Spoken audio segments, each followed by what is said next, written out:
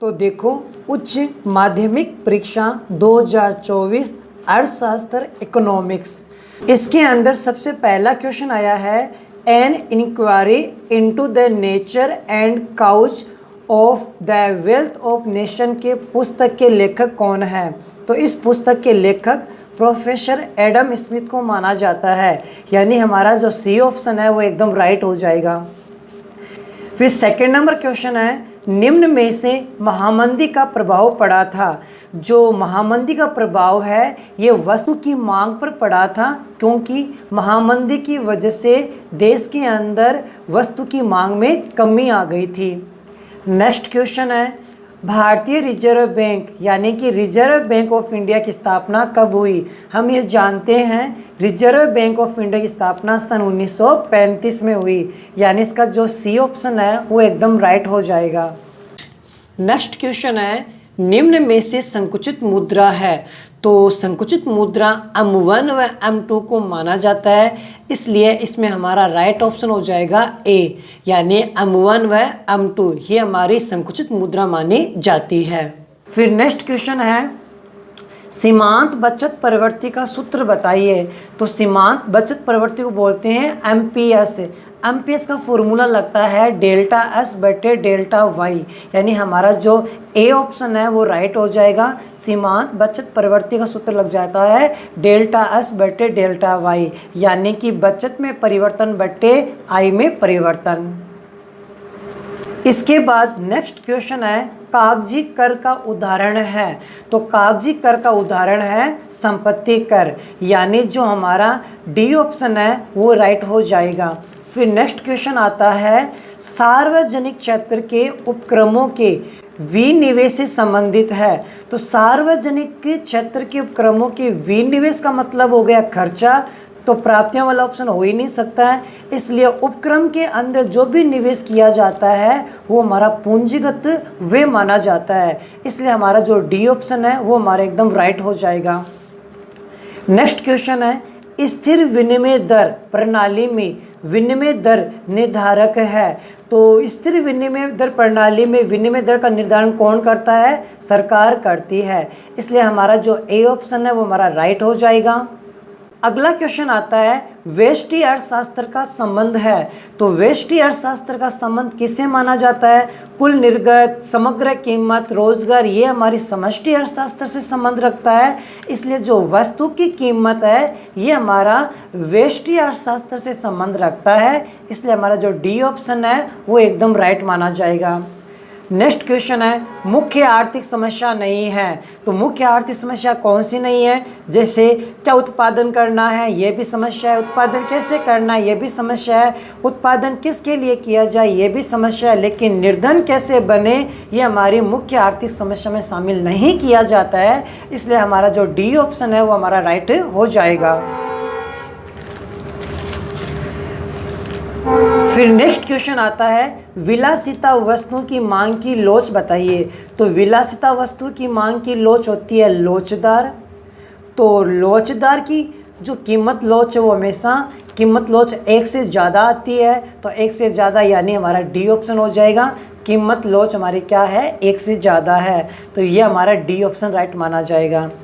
Next question है, मांग वक्र की दिशा में गति का कारण है। तो मांग वक्र की दिशा का मतलब ये हो जाता है, मान लेते हैं हमारा मांग वक्र है, प्रारंभ की कीमत और वस्तु की मात्रा दे रखी है, हमारा मांग वक्र है। तो मांग वक्र में परिवर्तन नहीं करना, मांग वक्र दिशा में परिवर्तन करना है। तो मांग वक्र में दिशा में परिवर्तन माना जाएगा इस प्रकार से ऊपर की तरफ शिफ्ट हो जाना, यानी वस्तु की कीमत में परिवर्तन होने पर वस्तु की मांग में परिवर्तन होना। तो प्रमुख कारण कौन सा है, स्वयं की वस्तु की कीमत। तो कीमत में परिवर्तन होने पर जो मांग वक्र में जो परिवर्तन आता है दिशा के अंदर, वो हमारा मांग वक्र दिशा में परिवर्तन माना जाता है, यानी हमारा ए ऑप्शन राइट माना जाएगा। नेक्स्ट क्वेश्चन है, कौन सा वक्र समस्तरीय सीधी रेखा के रूप में होता है। तो सीधी रेखा के रूप में एक ही वक्र माना जाता है हमारा है वो कुल स्थिर लागत। कुल स्थिर लागत का जो वक्र का ढाल है इस प्रकार से हमारा होता है, ओ अक्ष के समांतर सीधी रेखा के रूप में होता है, यानी जो समस्तरीय सीधी रेखा के रूप में कौन सा हो जाएगा, कुल स्थिर लागत वक्र हो जाएगा। सी ऑप्शन राइट हो जाएगा। नेक्स्ट क्वेश्चन है, शून्य निर्गत पर अल्पकालीन औसत लागत होती है। तो अल्पकालीन औसत लागत शून्य होने पर, उत्पादन शून्य होने पर लागत भी क्या होती है, शून्य होती है। और जैसे जैसे वस्तु की मात्रा निर्गत को बढ़ाया जाता है, लागत बढ़ती जाती है। यदि उत्पादन शून्य है तो लागत भी क्या होगी हमारी, शून्य। नेक्स्ट क्वेश्चन है, वस्तु के बाजार फर्म की निर्गत का गुणनफल है। तो वस्तु के बाजार मूल्य फर्म के निर्गत का गुणनफल कुल संप्राप्ति मानी जाती है। तो कुल संप्राप्ति क्या होती है, प्राइस गुणा क्वांटिटी। जितनी हम वस्तु की मात्रा बेचते हैं उसके प्राइस से मल्टीप्लाई कर लो, हमारे पास कुल संप्राप्ति आ जाती है। नेक्स्ट जो सेकेंड नंबर क्वेश्चन है वो रिक्त स्थानों की पूर्ति करना है। इसके अंदर फर्स्ट नंबर क्वेश्चन पूछा गया है, उत्पादन क्षमता में वृद्धि लाने के लिए कौन सा व्यय किया जाता है। हम जानते हैं कि निवेश व्यय किया जाता है। उत्पादन क्षमता वृद्धि करने के लिए किया गया व्यय निवेश व्यय माना जाता है। सेकेंड नंबर है, ब्याज की ऊंची दर पर फर्मों की प्रवृत्ति निवेश को क्या कर देती है, कम। जितनी ब्याज की दर बढ़ जाती है तो लोन महंगे हो जाते हैं। जब लोन महंगे हो जाएंगे लोगों के पास पैसा कम आएगा, जिसकी वजह से निवेश क्या हो जाएगा, हमारी अर्थव्यवस्था में कम हो जाएगा। नेक्स्ट क्वेश्चन है, जब कर से प्राप्त राशि आवश्यक आय, यहाँ पे देखो हिंदी में आय दे रखा है लेकिन इंग्लिश में क्या दे रखा है, एक्सपेंडिचर दे रखा है। यानी यहाँ पर हो जाएगा वे से अधिक होती है उसको हम क्या बोलते हैं, अधिशेष कहते हैं। यानी जब हमारी इनकम है वे से अधिक होती है तो उसे हम अधिशेष कहते हैं। नेक्स्ट क्वेश्चन है, चालू खाता संतुलन में होता है जब चालू खाते में भुगतान के बराबर होती है। क्या, आय और जब भुगतान यानी वे दोनों बराबर होते हैं तब भी हमारा चालू खाता संतुलन माना जाता है। तो इसके अंदर क्या ऑप्शन आ जाएगा, हमारा आय माना जाएगा। कौन सी उपयोगिता कुल उपयोगिता में परिवर्तन है जो वस्तु की एक अतिरिक्त इकाई के उपभोग से होता है। तो सीमांत उपयोगिता क्या होती है, कुल उपयोगिता में वह परिवर्तन है जो वस्तु की एक अतिरिक्त इकाई के उपभोग की वजह से होता है। तो यहाँ पर माना जाएगा हमारा सीमांत। नेक्स्ट क्वेश्चन है, आगम व लागत के बीच के अंतर को क्या कहते हैं, लाभ यानी प्रॉफिट कहते हैं। नेक्स्ट क्वेश्चन है, किसी कीमत पर बाजार पूर्ति बाजार मांग से अधिक है यानी पूर्ति मांग से अधिक होती है, उसे हम क्या कहते हैं, अधिपूर्ति कहते हैं। नेक्स्ट हमारा थर्ड नंबर क्वेश्चन है, अति लघुत्तरात्मक, यानी हमें एक एक नंबर के आंसर देने हैं। राष्ट्रीय आय किसे कहते हैं, तो इसका आंसर हमारे पास हो जाएगा कि एक निश्चित समय में एक देश में उत्पादित अंतिम वस्तु सेवाओं के बाजार मूल्य के योग को राष्ट्रीय आय कहते हैं। सेकंड नंबर है, निवल निवेश कैसे ज्ञात किया जाता है। तो निवल निवेश को ज्ञात करने का फॉर्मूला लगता है कि सकल निवेश में से मूल्य ह्रास घटा दिया जाए तो निवल निवेश आ जाता है। तो सकल निवेश माइनस मूल्य ह्रास। थर्ड नंबर क्वेश्चन पूछा गया है हमसे, बजट घोषणा पत्र का संबंध कितने वित्तीय वर्ष के लिए होता है। तो ये हमारा आंसर हो जाएगा 1 वर्ष के लिए होता है। फोर्थ नंबर क्वेश्चन है, सकल प्राथमिक घाटे की गणना कीजिए। यदि सकल राजकोषीय घाटा 2000 करोड़ रुपए है व निवल ब्याज दायित्व 400 करोड़ है तो हमें सकल प्राथमिक घाटे की गणना करना है। तो इसका आंसर हो जाता है कि सकल प्राथमिक घाटे की गणना का फॉर्मूला लगता है सकल राजकोषीय घाटा माइनस ब्याज दायित्व। तो सकल राजकोषीय घाटा में 2000 दे रखा है, ब्याज दायित्व में 400 दे रखा है, लेस करने में कितना आ जाएगा हमारे पास 1600 करोड़ आ जाएगा। तो सकल प्राथमिक घाटा की वैल्यू कितनी आ जाएगी हमारे पास से 1600 करोड़ आ जाएगी। फिर नेक्स्ट क्वेश्चन पूछा गया था, आधिकारिक कोष विक्रय किसे कहते हैं। आधिकारिक विक्रय कोष किसे कहते हैं, तो इसका आंसर हो जाएगा हमारा, एक देश अपने घाटे को संतुलित करने के लिए अपने विदेशी विनिमय कोषों का उपयोग कर सकता है। जब घाटा होता है तो भारतीय रिजर्व बैंक विदेशी विनिमय बेचता है, इसे ही आधिकारिक कोष विक्रय कहते हैं। यानी जो हमारी आरबीआई बैंक है, भारतीय रिजर्व बैंक है, विदेशी विनिमय को बेचती है, इसे ही आधिकारिक कोष का विक्रय कहते हैं और यह देश के जो घाटे को पूर्ति करने के लिए किया जाता है।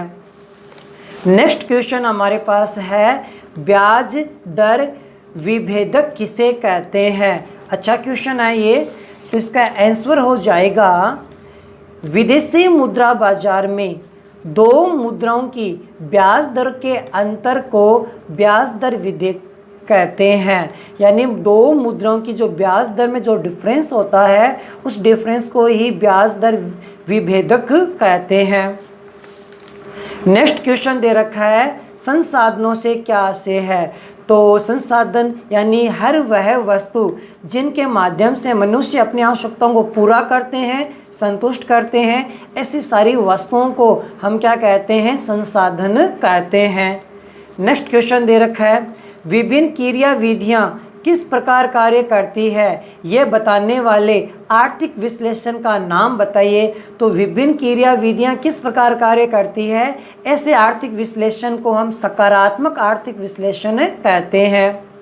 नेक्स्ट क्वेश्चन है बजट रेखा पर इष्टतम बंडल कहाँ स्थित होता है? तो बजट रेखा पर इष्टतम बंडल वहाँ स्थित होता है जहाँ आईसी वक्र यानी अंधिमान वक्र बजट रेखा को स्पर्श करता है। नेक्स्ट क्वेश्चन है फर्म के पूर्ति वक्र के निर्धारक दो तत्व को नाम बताइए। जो फर्म का पूर्ति वक्र है उसको प्रभावित करने वाले दो तत्व हो जाते हैं आगत की कीमतें यानी कच्चा माल की जो कीमतें हैं उसमें परिवर्तन होने पर फर्म के पूर्ति वक्र में परिवर्तन आ जाएगा। तकनीकी परिवर्तन यानी औद्योगिक परिवर्तन यानी नवीन टेक्नोलॉजी से उत्पादन करने पर बाजार के या फर्म के पूर्ति वक्र में परिवर्तन आ जाता है। ये हमारे एक एक नंबर के क्वेश्चन कंप्लीट हो जाते हैं। नेक्स्ट क्वेश्चन आते हैं हमारे लघुत्रात्मक क्वेश्चन। जो खंड बी है लघुत्रात्मक क्वेश्चन पूछा गया है।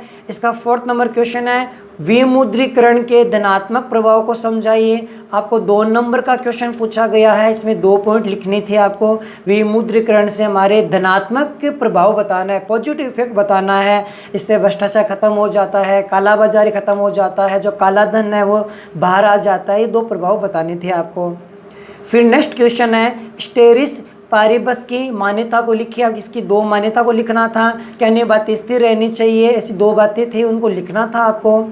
नेक्स्ट क्वेश्चन है माल सूची निवेश के 2 कारण का उल्लेख कीजिए। आपको माल सूची निवेश क्यों करते हैं इसके पीछे 2 कारण आपको लिखना था। जो आपके 1 नंबर के पॉइंट लिखते तो आपको पूरे 2 नंबर मिल जाते हैं।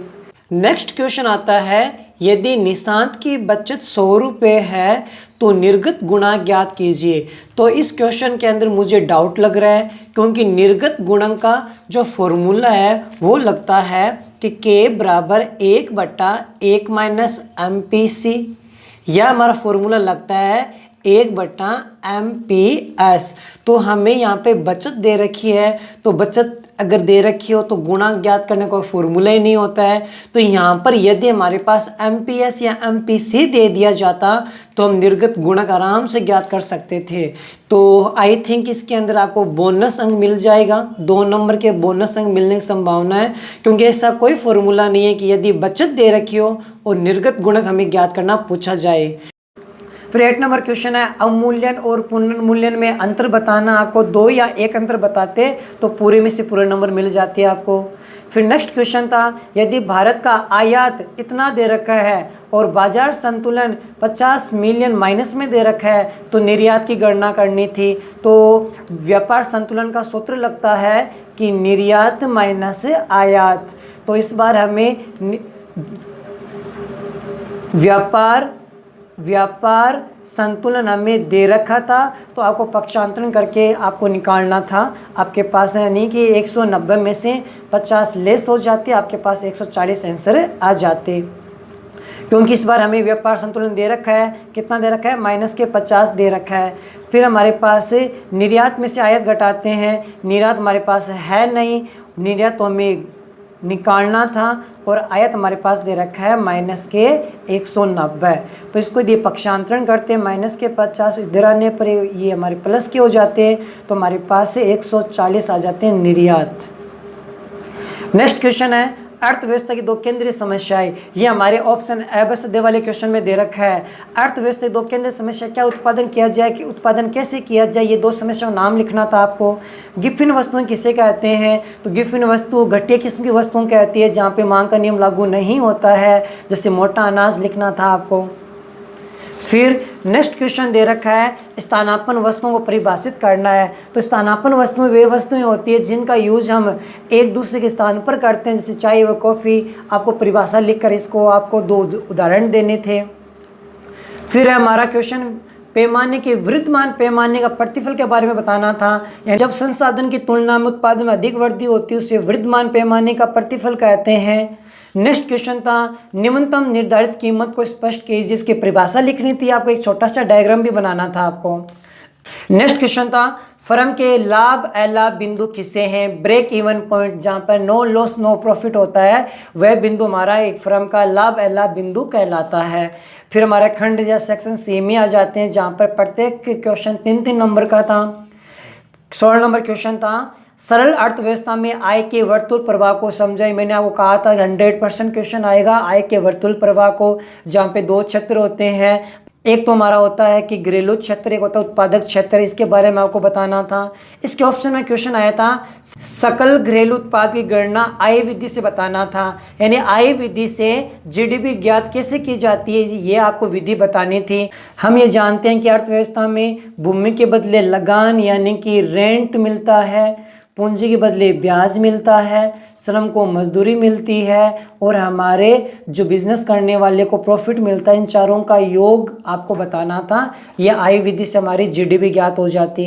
नेक्स्ट क्वेश्चन था सरकारी बजट के घटक का रेखा चित्र द्वारा समझाना था। सरकारी बजट कितने प्रकार के होते हैं उनको एक रेखांकित के माध्यम से यानी डायग्राम के माध्यम से आपको दर्शाना था, और साथ में गैर राजस्व कर प्राप्तियां कौन सी होती है इसके बारे में आपको एक्सप्लेन करना था। इसके ऑप्शन में क्वेश्चन आया था करों में कटौती से आय में होने वाले परिवर्तन को रेखा चित्र के द्वारा समझाना था। यदि कर में कटौती हो जाती है, कर में कमी हो जाती है, तो आय में क्या प्रभाव पड़ता है, रेखा चित्र के द्वारा आपको एक्सप्लेन करना था। फिर नेक्स्ट क्वेश्चन था हमारे पास में, ये हमारा 3 नंबर का ही था। कुल उत्पाद सीमांत उत्पाद की गणना करनी थी। कुल उत्पाद और सीमांत उत्पाद की गणना करनी थी, और वो आपके पास औसत उत्पाद दे रखा है। तो श्रम को यदि औसत उत्पाद से मल्टीप्लाई कर लेते हैं, हमारे पास क्या आ जाता है कुल उत्पादन। 1 को 12 से गुणा करने पर 12 आ जाते हैं, 2 को 14 से गुणा करने पर हमारे पास 28 आ जाते हैं, 15 को 3 से गुणा करने पर 45 आ जाते हैं, 16 को 4 से गुणा करने पर 64 आ जाते हैं, 15 को 5 से गुणा करने पर 75 आ जाते हैं, 14 को 6 से गुणा करने पर 84 आ जाते हैं। फिर सीमांत उत्पाद पूछा है, तो इनमें जो परिवर्तन होता है वो हमारा क्या माना जाता है, सीमांत माना जाता है। तो स्टार्ट में तो नील आ जाता, इसमें परिवर्तन कितना हो गया, परिवर्तन 16 को हो गया है। इसमें परिवर्तन कितना आ गया, इसमें परिवर्तन 27 का आएगा, 27 का परिवर्तन आया है। इसमें परिवर्तन कितने का आ जाएगा, यहाँ पे 19 का परिवर्तन आ जाएगा। फिर इन दोनों में परिवर्तन आ जाएगा हमारे पास 11 का, इसमें परिवर्तन आ गया हमारे पास 9 का। तो ये हमारी सीमांत उत्पाद तालिका बन जाती है। इसके ऑप्शन में कुल स्थिर लागत दे रखी है, कुल स्थिर लागत दे रखी है, और परिवर्तनशील लागत और कुल औसत स्थिर लागत की गणना करनी थी आपको। उसके बाद में इसके ऑप्शन के अंदर नेक्स्ट क्वेश्चन आता है 19 नंबर।